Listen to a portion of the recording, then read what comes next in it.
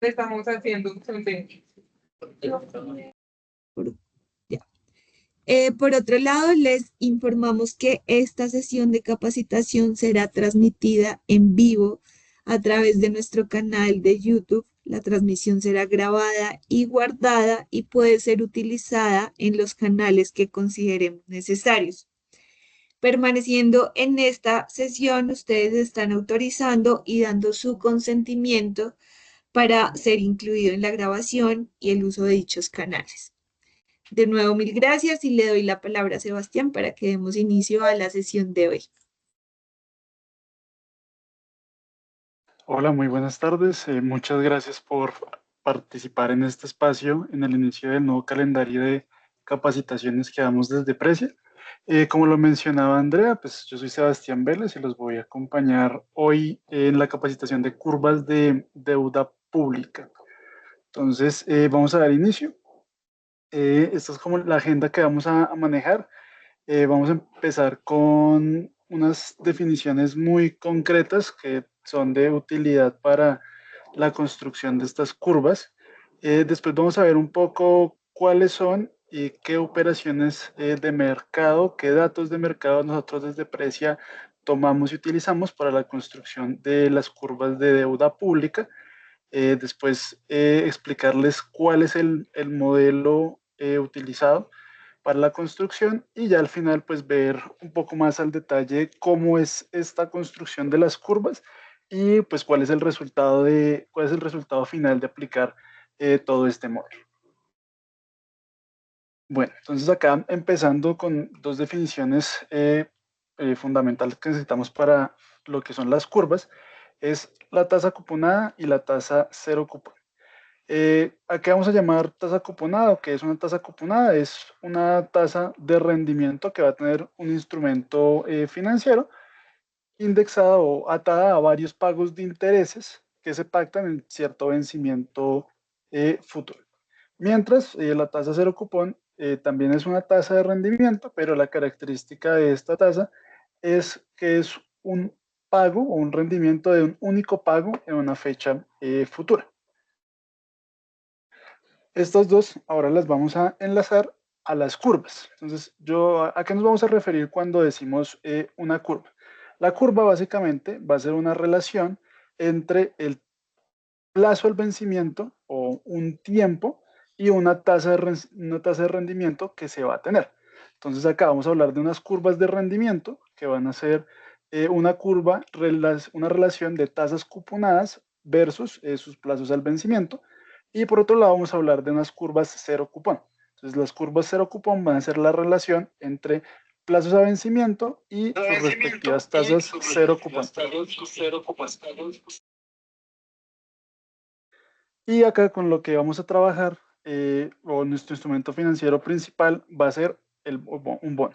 Entonces, ¿qué es un bono? Es un instrumento de deuda que va a ser emitido por una entidad, bien sea gobiernos, empresas u otras instituciones, que a la larga es un préstamo que se está haciendo de los inversionistas hacia esta entidad, hasta un gobierno, empresas o instituciones, y en cambio, esta entidad va a devolver o va a hacer una serie de pagos periódicos de interés, que vamos a referirnos a estos como cupones, y pues va a devolver el capital en ciertos momentos del tiempo, generalmente al vencimiento, o puede manejarse otros sistemas de amortización sobre este capital. Entonces, esas son las definiciones esenciales que necesitamos para hablar de las curvas de deuda pública. Ahora entrando un poco en las operaciones de mercado, entonces, ¿qué tomamos nosotros para hablar de curvas de deuda pública? Entonces, empezando, pues como estamos hablando de deuda pública, es deuda del Estado, del gobierno, en este caso vamos a hablar de la deuda del gobierno colombiano. Si bien se tienen distintos instrumentos que el gobierno colombiano emite para subsanar temas de liquidez o necesidades de inversión, nos vamos a fijar es en los TES, que son los títulos más representativos emitidos por el gobierno nacional. Entonces, estos títulos, que también son llamados los títulos de tesorería, pues es deuda que emite el Estado colombiano para que diversos inversionistas pues le den este dinero al Estado. Vamos a fijarnos principalmente en los test acá locales. Existen dos, los clase B y los test denominados en moneda extranjera, que son pues negociados en el exterior con fines de atraer inversión extranjera. Entonces, los clase B van a estar denominados bien sea en pesos o URs. Entonces, es esta deuda que va a tener sus propios pagos, bien sea en pesos o en unidades de valor real, con diferentes cupones, diferentes tasas de rendimiento que otorga el gobierno a quien le haya comprado pues, este instrumento. Entonces también existen acá dentro de esta categoría de operación o bonos o deuda del Estado, existen los TCOs que son de corto plazo y existen otros títulos como los TIDIs, los CERS, los INAS, que son emitidos por instituciones gubernamentales, pero pues que tienen otros fines puntuales. Entonces acá vamos a enfocarnos en el primero, que es el test clase B, tanto su denominación en pesos como su denominación en UV. Entonces, acá antes de entrar a las curvas, quería mostrarles un poco, pues, qué es lo que nosotros tomamos y utilizamos. Entonces, acá ustedes pueden ver, estos son datos de diciembre-enero, hasta el día de ayer, de cómo eran las tasas que negociaban los test en pesos. Entonces, acá ustedes pueden ver la distinción de cada uno de los tests. Acá prácticamente están todos, puede que se me escape alguno desde el vencimiento del 2026 hasta su vencimiento más lejano, que es el 2050.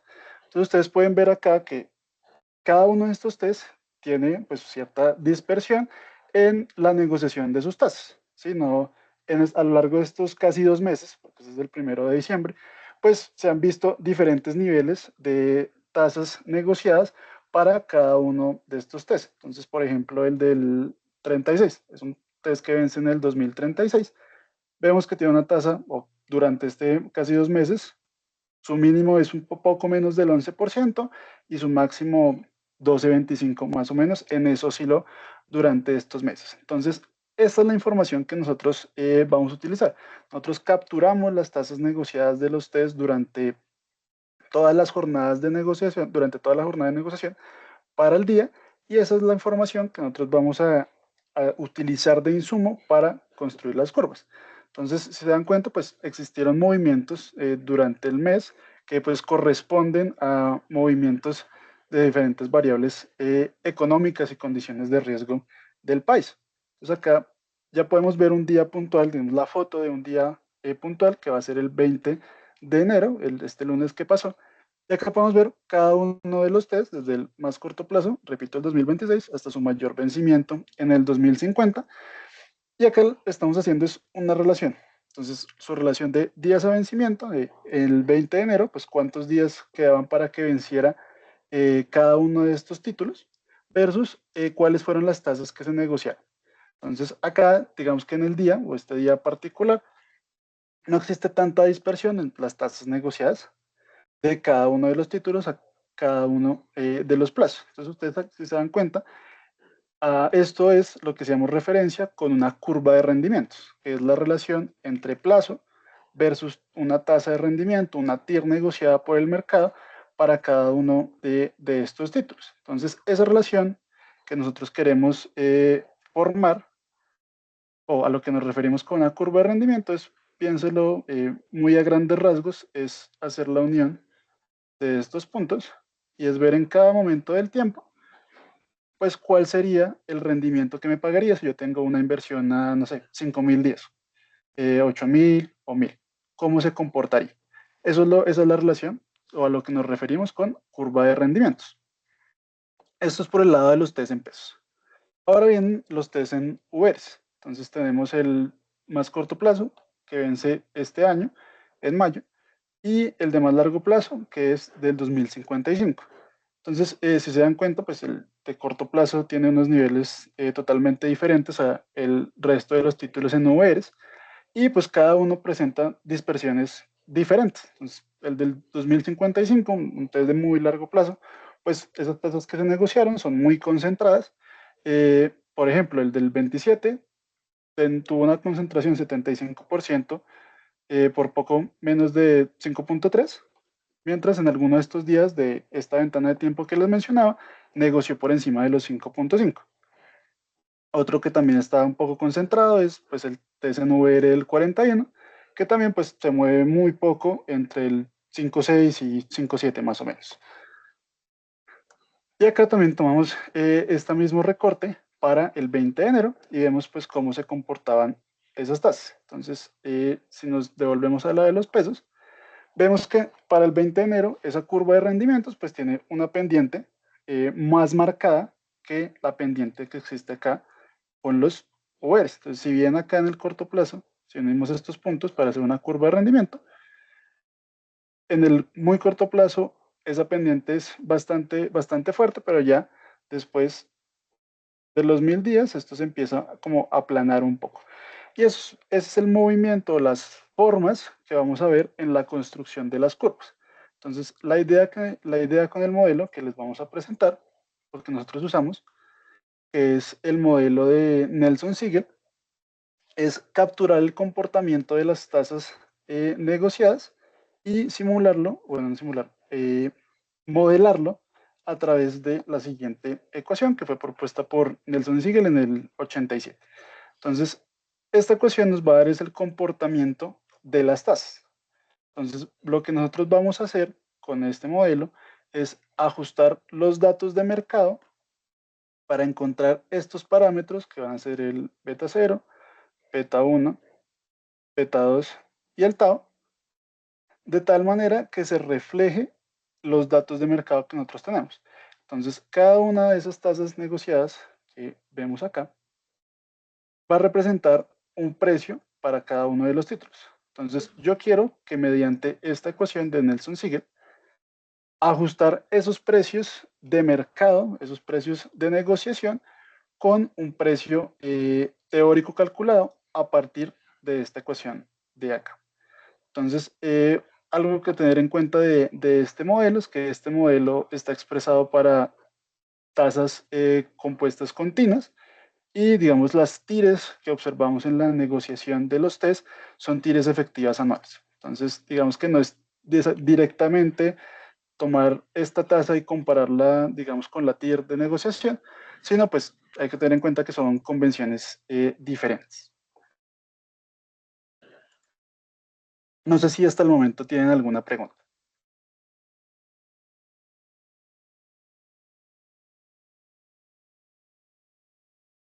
Vale, entonces continuamos. Ese modelo va a tener tres componentes principales que los vamos a llamar el nivel, la pendiente y la curvatura. Entonces, ¿cómo se ve representado eso a través de la ecuación?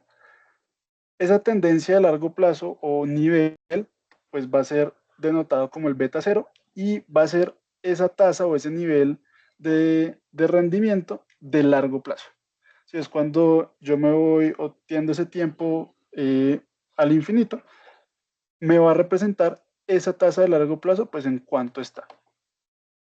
Y pues ese beta 0, ese parámetro va a estar dado, pues o sea, va a caracterizar por expectativas en la inflación y en las tasas de interés en ese largo plazo.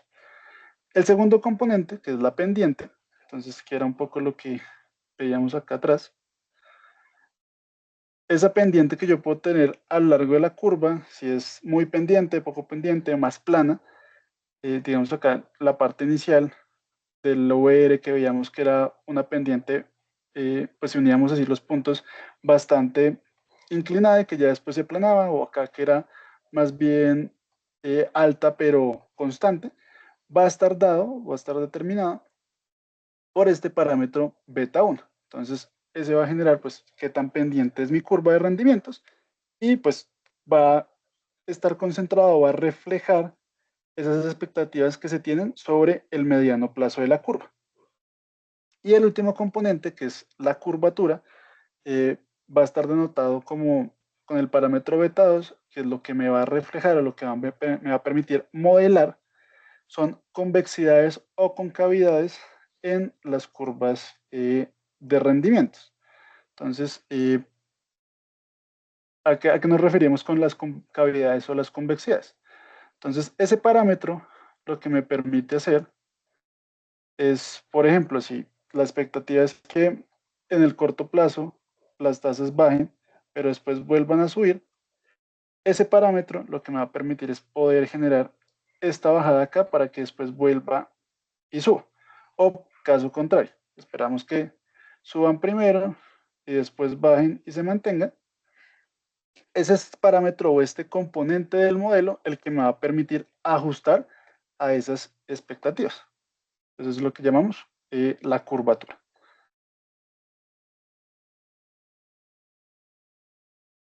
Y ahora sí, pues ¿cómo vamos a aplicar ese modelo teórico de Nelson-Siegel a pues, nuestros datos de mercado obtenidos de las negociaciones de los test que pues recopilamos a través del CEN y el MEC de los sistemas de negociación? Lo que vamos a hacer es una estimación de esos parámetros mediante pues un algoritmo iterativo. Entonces, nosotros, ¿qué queremos? Nosotros tenemos un precio de las operaciones, nosotros sabemos en cuánto se negociaron esos papeles, que es este P sub O, que tenemos acá. Nosotros conocemos esto, nosotros sabemos en cuánto negociar. Ese test del 2027, sabemos en cuánto negoció. También, ¿qué sabemos nosotros? Pues nosotros sabemos cómo son los flujos de ese test, que está representado por este componente de acá, que es el flujo de caja de cada uno de los tests. Entonces, nosotros, ¿qué hacemos? Nosotros queremos es globalmente, con todos los instrumentos que tenemos a la disposición de los tests, estimar estos parámetros. Entonces, nosotros vamos a tener M test, M títulos, ¿sí? Que en este caso, pues, para, digamos, el 20 tuvimos operaciones. Voy a volver acá un poco. Desde el 2026, el test del 26 hasta el del 50. Entonces tuvimos operaciones para cada uno de estos test de acá. Entonces vamos a tener 2, 4, 6, 8, 10, 12. Vamos a tener 12 test de los cuales conocemos sus precios. Entonces este M, pues para el caso del 20, va a ser 12. ¿Qué va a pasar? Para cada uno de esos títulos, pues yo quiero comparar su precio de negociación versus ese precio teórico que me va a dar mi curva Nelson-Siegel. Entonces yo voy a tener estos flujos de caja que van a estar dados por la tasa cupón que tienen los títulos, ¿sí? Que para todos estos test son tasas fijas en pesos. Entonces conocemos en cada momento del tiempo cuánto va a ser el pago del título. No hay que estimar nada o hacer ninguna tasa o sea, sabemos esos fijos, lo conocemos para todos los momentos del tiempo. Y nosotros queremos que este valor presente o este valor presente de los flujos a través de mi modelo Nelson-Siegel, entonces sea igual a mi precio de negociación. Entonces lo que yo voy a hacer es iterar muchas veces muchos parámetros, beta 0, beta 1, beta 2, itado, de tal manera que esa diferencia entre el precio de negociación y el precio teórico sea la mínima para cada uno de los instrumentos que yo estoy tomando en cuenta. Entonces, acá es importante resaltar una cosa del modelo, y es que para poder hacer esa estimación, mínimo vamos a necesitar 4 operaciones en distintos puntos del tiempo. Si yo solo tengo para un día en particular, digamos, solo la operación del test del 2030, yo no podría esperar o estimar ese día con las operaciones que tengo porque solo tengo un único vencimiento. Mínimamente, este modelo requiere de 4 vencimientos para poder ser estimado. Entonces, yo a través de este mecanismo iterativo voy a encontrar ese conjunto de parámetros de beta citado que hace que se cumpla esta condición, que esa diferencia entre el precio de negociación y el precio teórico sea la mínima. Entonces, tenemos que acá, ¿qué estamos haciendo con cada uno de los títulos? Entonces, pensemos que tenemos una negociación de este test, que es del 2030 y que paga el 18 de septiembre pues, de cada año. Entonces, si nos paramos ese 20 de enero, ese lunes, nosotros vamos a tener diferentes flujos. Vamos a tener el flujo del 18 de septiembre del 25, 18 de septiembre del 26, 18 de septiembre del 27, del 28, del 29, hasta el 30. Entonces, en cada uno de estos intermedios, pues me va a pagar su tasa cupón de 7.75%. Entonces, yo voy a tener estos flujos del 7.75. y a su vencimiento pues va a pagar el capital completo más, pues, que es el 100%, más pues el cupón correspondiente a ese flujo que sigue siendo del 775. Entonces yo sé que tengo estos flujos futuros y que a hoy, 20 de enero, pues hubo una negociación, asumamos por 90,12. Entonces yo conozco el precio, entonces ¿qué es lo que quiero hacer? Yo necesito una tasa, en este caso cero cupón, que me va a reflejar el costo del dinero en el tiempo de este punto acá, de este punto acá, y así para cada uno de los flujos. Yo voy a necesitar diversas tasas para poder hacer el descuento de aquí a acá, de aquí a acá, de acá, y de vencimiento hasta acá, de tal manera que esas tasas pues me den un precio de 90,12. Entonces eso es lo que yo estoy haciendo con esta fórmula de acá atrás en el interior. Entonces estoy generando a través de los parámetros y de la fórmula que ustedes pudieron ver múltiples tasas de interés que reflejan el valor del dinero de hoy a el 18 de septiembre del 25, 18 de septiembre del 26, de tal forma que yo pueda descontar esos flujos y que su valor presente teórico sea igual a su precio de negociación. ¿Cuál es el resultado pues, de hacer esa operación? Esta curva de acá. Yo voy a tener mi set de parámetros y con ese set de parámetros voy a poder construir una curva. Entonces, esta es la curva, cero cupón en pesos para el 20 de enero.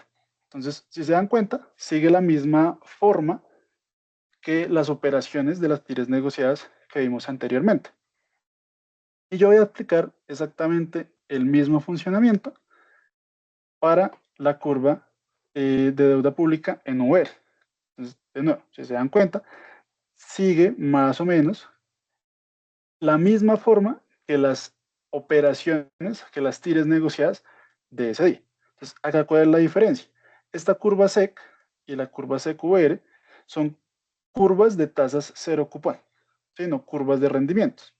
Eso es lo que nosotros estamos entregando, unas curvas cero cupón que reflejan el comportamiento de la deuda pública en pesos y el comportamiento de la deuda pública en VR. Entonces acá para que ustedes pues, puedan ver la comparación de lo que les menciono, lo que tenemos en verde son las tires negociadas a cada uno de los plazos. Digamos que acá ya quité los test correspondientes, pero pues, siguen los plazos que ya habíamos visto.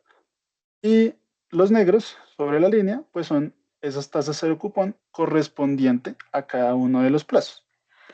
Entonces, acá es lo que les mencionaba, sigue la misma forma de las operaciones. Pero, digamos, ¿por qué existe una diferencia entre, perdón, que viene el dibujo? ¿Por qué existe una diferencia entre estas de acá y estas de acá arriba? O sea, porque está ese espacio entre los puntos. Eso se debe a que, como les mencionaba, nuestras curvas son cero cupón. Mientras las tires negociadas son tasas cuponadas. Entonces, al ser una tasa cero cupón, pues la compensación por no hacer estos pagos periódicos tiene que ser mayor. Entonces, por eso esa tasa es superior a la TIR negociada, que sí tiene en cuenta unos pagos periódicos de cupón, pues que hace que la tasa cuponada sea menor que la tasa cero cupón. Por eso es esa diferencia que se ve, pero era para ilustrar que se sigue el comportamiento de las operaciones. Pasa lo mismo, CQR, perdón, con la SEC, con la curva de deuda pública en OR. Entonces acá, si ustedes ven, sigue la misma forma y tenemos, por ejemplo, en este caso, acá una TIR más alta y acá una TIR más baja. Entonces, como nosotros lo que queremos es globalmente tener ese valor o ese costo de la deuda para cada uno de los plazos, pues digamos que esto va a pasar, piénsenlo muy a grandes rasgos, va como promediar y por eso va a pasar por la mitad de estas. Acá de nuevo, los verdes son las tiras negociadas de las URs, pues acá estas están más altas, pero como viene y baja acá otra vez las tiras, pues digamos que la curva o el modelo va a ajustar de tal manera para que yo pueda pasar cerca a estas tires de acá. Entonces, estos son los resultados de la curva de deuda pública en pesos y la curva de deuda públicas en UVs. ¿Hasta acá tienen alguna pregunta?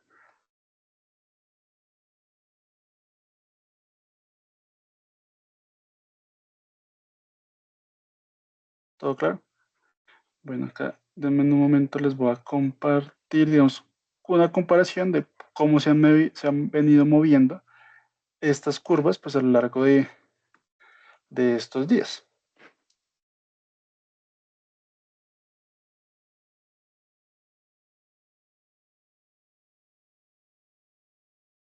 Un momento, mientras me cargan.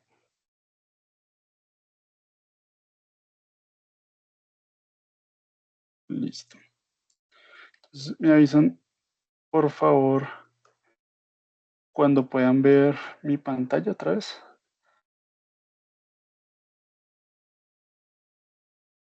Ya la vemos, Sebas. Acá. Ya no estoy en la presentación. Estás en intradía. Sí. Entonces, esto es una herramienta que desde Precio tenemos, que se llama Precio Intradía, que nos permite, entre muchas otras funciones, hacer el seguimiento de estas curvas que les acabo de mostrar. Entonces, tenemos para lo que les mencionaba, ir viendo pues qué ha pasado con esas curvas durante estos días. Entonces acá tenemos la curva cero cupón en pesos para el día de hoy.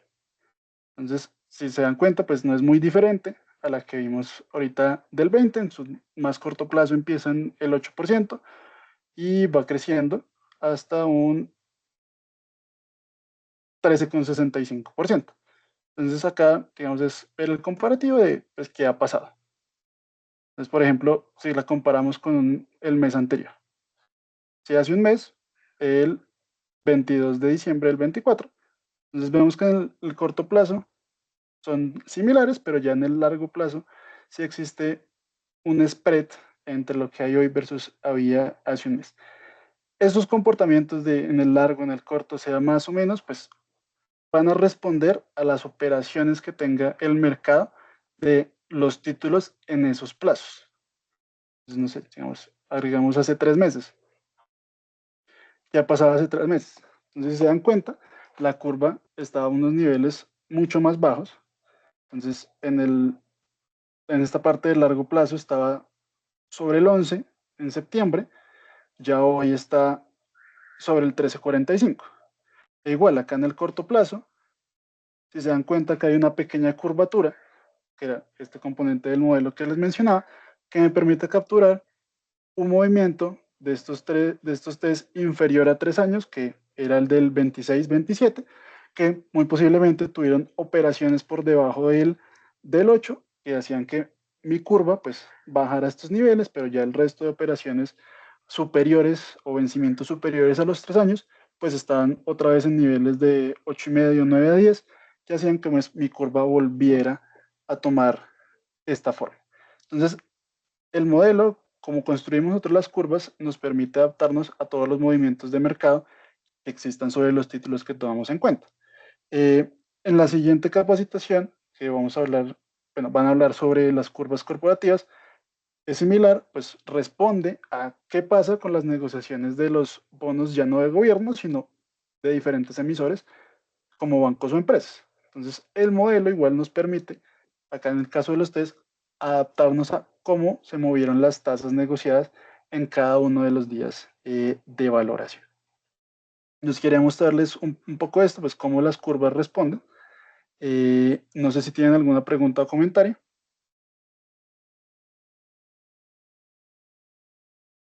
No, señor. Listo, entonces, siendo así, eso es todo por el espacio de capacitación de hoy de curvas de deuda pública. Muchas gracias por su asistencia y nos seguimos viendo en el resto del cronograma del año. Muchas gracias. Gracias. Muchas gracias.